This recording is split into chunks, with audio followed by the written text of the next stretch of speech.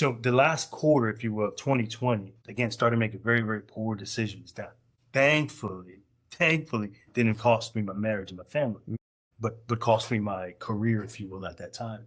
And so, but during that time, my faith really was diminished in the sense of like, I didn't care.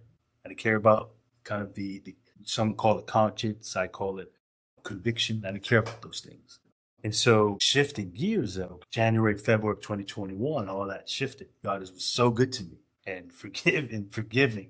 And I talk about mercies and grace being new every single day. My wife, merciful, she's an angel, kind of led to this next journey. That's your high school sweetheart. My high school sweetheart, man. Yeah. The next chapter in my life, if you will. Yeah. But man, to talk about kind of how faith was intertwined in all of that. I think lack of faith or maybe forgetting about it might have steered you in the wrong path. Poor decisions, bro, that I knew better.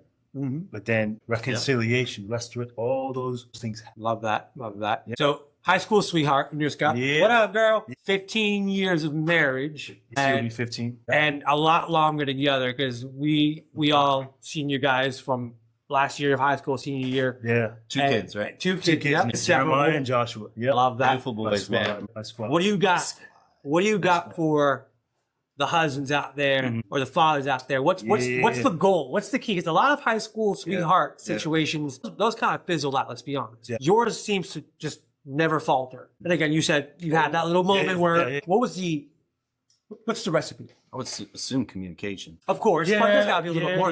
I think. So specifically, let's talk about this. And I say this statement often for anybody who would listen. When it comes to marriage, it's key to marriage. Marriage, like that covenant, that committed relationship, is I'm not relying on day one of marriage or relying on that momentum or that necessary love to keep the relationship sustained. So what I mean by that?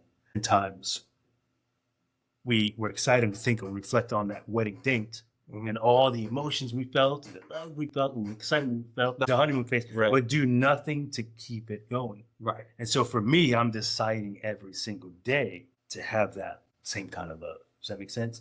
So I'm making a decision, a conscious decision.